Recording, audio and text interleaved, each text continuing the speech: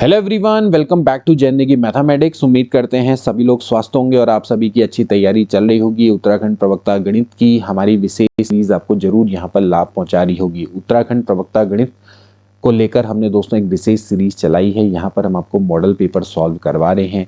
Model paper में दोस्तों हमने हाल फिलहाल के एग्जाम्स जो आए हैं उन क्वेश्चंस को इंक्लूड किया है जो कि आपके सिलेबस के अकॉर्डिंग है। इस तरह के क्वेश्चंस आ सकते हैं, गैस से संबंधित क्वेश्चंस भी आ सकते हैं। यहाँ पर जो भी आपको कॉन्सेप्ट सिखाए जाते हैं आप उन कॉन्सेप्ट्स के माध्यम से अन्य क्वेश्चंस को सॉल्व कर सकते हैं। अभी तक इस सीरीज़ में दोस्तों हमने 6 पार्ट अपलोड कर दिए हैं। इससे पहले भी हमने विशेष मॉडल पेपर सीरीज़ चलाई थी जिसमें हमने पूरी प्लेलिस्ट आपको बना के रखी है। वहाँ पर आप प्लेलिस्ट में जाइए, वहाँ से आप दोस्तों पूरी मॉडल पेपर की सीरीज़ को दोस्तों देख सकते हैं। चैप्टर वाइज एमसीक्यू की सीरीज़ भी दोस्तों हमने चलाई है, उसकी प्लेलिस्ट भी बना रखी है, उसको भी आप देखिएगा। आज है दोस्तों model paper part number 7। So let's start this class. आज का पहला क्वेश्चन है दोस्तों जो कि 3D से है, equation of straight line in symmetrical form. आपने दोस्तों इस इक्वेशन ऑफ स्ट्रेट लाइन को सिमेट्रिकल फॉर्म में दोस्तों बनाना है। यहाँ पर आपको दिया हुआ है कि x माइनस वाई बराबर है 0 एंड z बराबर है दोस्तों 1। ओके, तो इस तरह से दोस्तों इसको किस तरह से करते हैं, देखिए जहाँ पर आप देख सकते हैं कि यहाँ पर भैया x माइनस वाई बराबर 0 है तो यू कैन राइट x बराबर y। ओके, नाउ आप दोस्तों अगर यहाँ पर देखेंगे कि भाई z बराबर 1 है so we can write this z minus 1 बराबर 0। ओके, तो इस तरह से दोस्तों आप क्या लिख सकते हैं, यहाँ पर से x बट्टे 1 बराबर लिख सकते हैं y बट्टे 1 और बराबर हो जाएगा z माइनस 1 बट्टे 0। बिकॉज यहाँ पर से दोस्तों अगर मैं इसको इक्वेट करूँ तो x बराबर 1 आएगा, y बराबर 1 आएगा और z बराबर दोस्तों आपका कितना आ जाएगा, 1 आ जाएगा। ठीक है, सो इस तरह से दोस्तों आप क्या कर सकते हैं, इसको देख सकते हैं। यानी कि x और y ये तो आपस में इस तरह के रिलेशन में है कि x बराबर मतलब अगर आप इसको लेमडा माने तो x बराबर आपका लेमडा आ जाएगा, y बराबर लेमडा आ जाएगा और z बराबर प्योरली क्या आ जाएगा, यहाँ पर से 1 आ जाएगा। ठीक है, सो इसमें x और y का जो डिफरेंस है वो हमेशा 0 के बराबर होगा और z की वैल्यू हमेशा क्या रहेगी, 1 के बराबर रहेगी, क्योंकि x और y can take value but जो भी इस वैल्यू लेंगे वो इक्वल रहेगी, तो they can take infinite values. So यहाँ से जो डी ऑप्शन है दोस्तों इसका क्या हो जाएगा, बिल्कुल राइट हो जाएगा। तो इस तरह से दोस्तों हम इसको बना सकते हैं, C D option is right. इसका दोस्तों नेक्स्ट क्वेश्चन देखेंगे। ये जो कोनिक है ये किसको रिप्रेजेंट करता है, ये पैराबोला है, सर्किल है, हाइपरबोला है या फिर एलिप्स है। अब देखिए दोस्तों यहाँ पर जिस तरह से ऑप्शंस हैं तो ऑप्शंस के अकॉर्डिंग हमें दोस्तों यहाँ पर देखिए मैं आपको रूल बताऊँ तो सबसे पहले दोस्तों हमें चेक करना होता है कि जो डेल्टा है वो आपका 0 है या नहीं है। अगर डेल्टा बराबर 0 आता है तो दोस्तों ये आपका पेयर्स ऑफ स्ट्रेट लाइन को प्रेजेंट करता है। अगर मैं बात करूं कॉनिक की तो X square plus B Y square plus 2hxy plus 2gx plus 2fy plus c बराबर 0। ये दोस्तों आपकी सेकेंड डिग्री की जनरल इक्वेशन होती है विद 2 वेरिएबल। ओके, अब ये दोस्तों अगर डेल्टा, इसमें दोस्तों आपका एक डेल्टा फैक्टर होता है जिसकी वैल्यू हम इस डिटरमिनेंट से निकाल सकते हैं AHG GBFFC।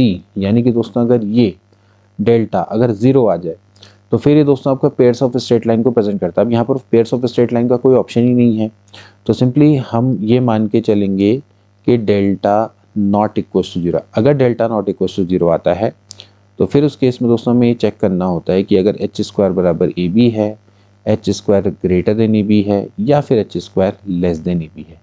बराबर ए बी का केस है पैराबोला का, ग्रेटर देन ए बी का जो केस है वो है हाइपरबोला का, एंड देन ये वाला जो केस है वो है एलिप्स का।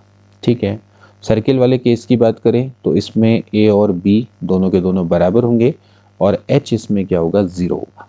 ठीक है, ये आपका सर्किल का केस हो जाता है। तो यहाँ पर दोस्तों अगर मैं ध्यान से देखूँ तो कंपेयर करके दोस्तों जहाँ पर ट्वाइस ऑफ एच है वो आपका -6 आता है, यानी कि एच की वैल्यू है -3 और ए की वैल्यू है 5 और बी की वैल्यू भी है 5। क्लियरली एच 0 नहीं है तो इसका मतलब ये सर्किल तो नहीं हो सकता है, भले ए बराबर बी है। बट यहाँ पर से दोस्तों अगर आप एच स्क्वायर देखेंगे जो कि आता है 9 और ए बी की वैल्यू देखेंगे वो आती है 25, तो यहाँ से एच स्क्वायर दोस्तों आपका लेस देन ए बी आ जाता है। यानी कि दोस्तों किसको प्रेजेंट करेगा, ये आपके एलिप्स को दोस्तों ये प्रेजेंट करेगा। So this conic is an ellipse, यानी कि दोस्तों ये एलिप्स को दिखाता है तो ये इस तरह से आप इसको कर सकते हैं। अगर यहाँ पर पेस ऑफ स्ट्रेट लाइन होता तो फिर दोस्तों आपको ये डेल्टा को भी चेक करना पड़ता, लेकिन यहाँ पर नहीं ऑप्शन में, तो हमें इसकी आवश्यकता नहीं है। इसका दोस्तों नेक्स्ट क्वेश्चन देखेंगे, इक्वेशन r बराबर 2a साइन थीटा किसको प्रेजेंट करता है। बहुत अच्छा दोस्तों क्वेश्चन है। r बराबर 2a साइन थीटा किसको प्रेजेंट करता है, तो वैसे तो जनरली दोस्तों अगर आप इसको देखें तो इस सर्किल को प्रेजेंट करता है। इसको दोस्तों हम कर भी सकते हैं, देखिए ये आपका पोलर फॉर्म है, इसको कार्टेशियन फॉर्म में कन्वर्ट करें। सो अगर मैं दोस्तों लिखूँ x बराबर let r cos theta, y बराबर देखें तो दोस्तों अगर r साइन थीटा अगर हम देखें तो X square plus Y square बराबर क्या होता है, आर स्क्वायर होता है। ठीक है, यानी कि जो आर स्क्वायर है वो X square plus Y square के बराबर होगा। तो यहाँ पर से आप देखेंगे तो आर बराबर है दोस्तों 2a साइन थीटा, तो इसको मैं आर से मल्टीप्लाई कर देता हूँ तो ये हो जाएगा 2a R sine theta. Okay, so R square की वैल्यू तो ये है, this is X square plus Y square, और ये दोस्तों आर साइन थीटा है, ये क्या है, वाई के बराबर है। तो ये दोस्तों आपके पास क्या है, इक्वेशन ऑफ सर्किल आ जाती है। ठीक है, अगर आप इसको प्रॉपर लिखना चाहें तो आप इसको इस तरह से लिख सकते हैं, X square plus Y square, this is minus 2ay। अब ए स्क्वायर को आप यहाँ पर भी ऐड कर दो, यहाँ पर भी ऐड कर दो, कट जाएगा तो हो जाएगा x square plus this is y minus a का होल स्क्वायर बराबर a square. Okay, so clear है दोस्तों कि ये आपका एक ऐसा सर्किल है जिसका सेंटर 0, a पर है और इसकी रेडियस a के बराबर है। इसका दोस्तों नेक्स्ट देखेंगे, equation of plane parallel to X axis. आपको बताना है कि वो इक्वेशन क्या हो सकती है प्लेन की जो कि एक्स एक्सिस के पैरेलल हो। तो एक्स एक्सिस के अगर कोई प्लेन पैरेलल है तो इसका मतलब ये है कि दोस्तों उसका जो एक्स वाला जो पार्ट होगा वो नहीं होगा। देखिए जनरल जो इक्वेशन की प्लेन की इक्वेशन होती है वो होती है x plus B Y plus सी जेड प्लस डी बराबर 0। ओके, तो अगर कोई प्लेन आपका एक्स एक्सिस के पैरेलल है तो इस केस में दोस्तों आप उसको प्रेजेंट करेंगे बी वाई प्लस सी जेड प्लस डी बराबर 0, जहाँ पर B does not equal to 0 होगा and C does not equal to 0 होगा। यही दोस्तों आपका प्लेन है जो कि आपका एक्स एक्सिस के पैरेलल होगा। ठीक है, इस तरह से जैसे आप ये देख सकते हैं भाई a x plus B Y plus D बराबर 0, तो यहाँ पर z नहीं है, तो ये जो प्लेन होगा दोस्तों आपका क्या होगा, z एक्सिस के पैरेलल होगा। तो इस तरह से दोस्तों आप इसको समझ सकते हैं। इसके बाद नेक्स्ट क्वेश्चन देखेंगे, if alpha beta gamma are the angles that a line makes with the coordinate axis, then sine square alpha plus sine square beta plus sine square gamma की वैल्यू क्या होगी। देखिए दोस्तों, अगर कोई लाइन है alpha beta gamma angle बनाती है विद द कोऑर्डिनेट एक्सिस, तो उसका cos alpha cos beta cos gamma दोस्तों ये कहलाता है डायरेक्शन कोसाइंस। ओके, तो डायरेक्शन कोसाइंस है तो इनके बीच में रिलेशन होता है दोस्तों की cos square alpha plus cos square beta plus cos square gamma क्या होता है, 1 के बराबर होता है। अब यहाँ से हम इसको लिख सकते हैं 1 minus sign square alpha, this is 1 minus sign square beta plus this is 1 minus sign square gamma, यानी कि 1। तो 1 से 1 कैंसिल आउट हो जाएगा, तो यहाँ से sign square alpha sign square beta sine square gamma को इधर ले आइए, तो ये हो जाएगा sign square alpha plus sine square beta plus sine square gamma must be 2 के बराबर होना चाहिए, यानी कि सी ऑप्शन दोस्तों इसका बिल्कुल राइट हो जाएगा। इसका दोस्तों नेक्स्ट क्वेश्चन देखेंगे, इफ y बराबर है mod of x minus 2 plus mod of x minus 4 for all x is the element of r, then आपको dy by D X at X equal to 1 पे दोस्तों निकालना है। तो देखिए दोस्तों, इसके लिए एक तो ये टेक्निक है, अगर हमें इसको dy बाई डी एक्स निकालना है F at X equal to 1, तो मैं दोस्तों यहाँ पर एक जो इसका दोस्तों हम डेरिवेटिव जो टेक्निक्स हैं, यानी कि left hand derivative right hand derivative, उस टेक्निक से दोस्तों मैं इसको निकाल सकता हूँ। ठीक है, मुझे सिंपली क्या करना होगा, जैसे एफ डैश 1 है तो मुझे निकलना पड़ेगा लिमिट में h टेंस टू 0, ये हो जाएगा f1 प्लस h माइनस में f1 बट्टे h। ठीक है, अब ये जो टेक्निक्स है इससे थोड़ा सा दोस्तों ये आपका लेंदी हो सकता है निकालने को, तो आप इससे भी निकाल लेंगे, बट इससे मैं आपको एक बेटर टेक्निक बताऊंगा।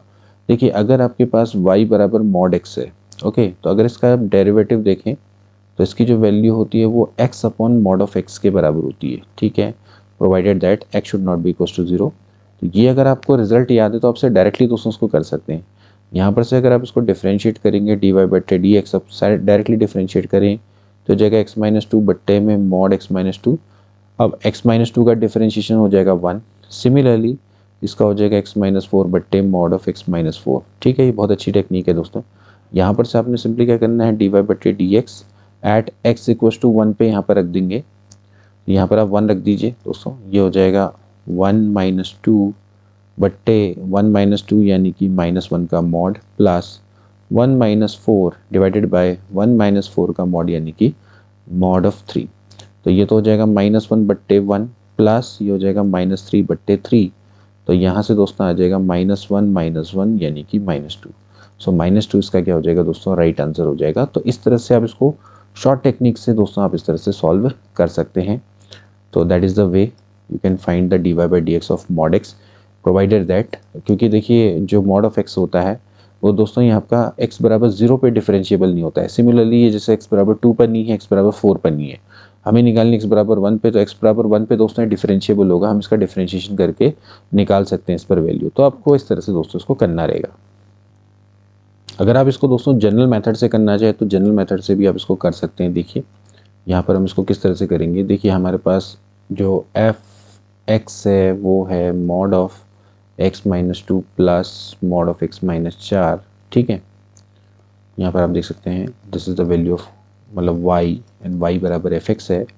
तो दोस्तों अगर मुझे यहाँ पर से f1 प्लस h निकालना है तो क्या हो जाएगा, देखिए हो जाएगा 1 plus h minus 2 plus 1 plus h minus 4 minus, फिर यहाँ पर दोस्तों हमने रखना है f1 का मतलब कितना हो गया, ये हो गया 1 माइनस 2 का मॉड और प्लस ये हो जाएगा 1 माइनस 4 का मॉड। ठीक है, डिवाइड में दोस्तों हो जाता है h। ठीक, अब यहाँ से इसको लिखेंगे लिमिट में h tends to 0, this is mod of h minus 1 plus mod of h minus 3। Okay, and this is ये हो जाएगा 1 माइनस 2 का मॉड यानी कि 1 और ये 3 डिवाइड में दोस्तों आपका कितना हो जाएगा h। ओके, अब दोस्तों हम देख रहे हैं कि यहाँ पर मॉड है, अगर x की वैल्यू दोस्तों आपकी डेफिनेटली यहाँ पर 1 से थोड़ा भी बड़ी होगी तो भी इसकी वैल्यू क्या रहेगी, इसकी वैल्यू आपके अंदर की नेगेटिव आएगी। तो जब इसका मॉड खोलेंगे तो इसकी वैल्यू क्या होनी चाहिए, 2 माइनस एक्स। ओके, क्योंकि x की वैल्यू आपकी क्या है 1 से थोड़ा सा बड़ी है। ठीक, तो इसका मतलब जब इसका मॉड खोलेंगे, क्योंकि मॉड का काम क्या होता है दोस्तों, पॉजिटिव करना, तो ये कब, क्योंकि h माइनस 1 नेगेटिव है तो 1 माइनस एच हो जाएगा, प्लस ऐसे इसका मॉड खोलेंगे तो कितना हो जाएगा 3 माइनस एच हो जाएगा। ठीक है, और प्लस दोस्तों यहाँ पर हो जाएगा 4 बट्टे h। सो यहाँ से ये हो जाएगा लिमिट में h टेंड्स टू 0 हो जाएगा 4 minus 2h minus 4 divided by h। 4 से 4 कट गया, यहाँ से h से h कट जाएगा तो -2 इसका राइट आंसर आ जाएगा। ठीक, तो यहाँ पर थोड़ा आपको जो मॉडुलस टेक्निक्स हैं उनके बारे में क्लियर होना चाहिए, बिकॉज यहाँ पर हम दोस्तों क्या रख रहे हैं, वैल्यू रख रहे हैं, चाहे 1 से थोड़ा सा भी ऊपर रखेंगे तो जो भी वैल्यू होगी वो यहाँ पर रखी जाएगी। तो 1 माइनस 2 यानी कि अंदर क्या आएगा, नेगेटिव। इसी तरह से 1 माइनस 4 तो अंदर क्या आएगा, नेगेटिव। मॉड का काम क्या है, नेगेटिव को पॉजिटिव करना। तो जब यू ओपन इट तो it will be 2 minus x and 4 minus x for the value of x greater than 1 और लेस देन 1। तो दोनों लिमिट्स पे आपकी, यानी कि चाहे आप लेफ्ट हैंड डेरिवेटिव निकाले चाहे राइट हैंड डेरिवेटिव निकाले, ये हमने राइट हैंड डेरिवेटिव निकाला तो इसकी वैल्यू -2 आई है। इसी तरह से लेफ्ट हैंड डेरिवेटिव पे भी इसकी वैल्यू -2 आएगी। तो आप देख सकते हैं कि थोड़ा सा दोस्तों ये लंबी मेथड है, तो लेकिन ये शॉर्ट फॉर्मूला की मदद से आप दोस्तों इसको सॉल्व कर सकते हैं। इसका दोस्तों नेक्स्ट क्वेश्चन देखेंगे, the system of equation has unique solution, no solution, infinite solution या फिर नन ऑफ दिस।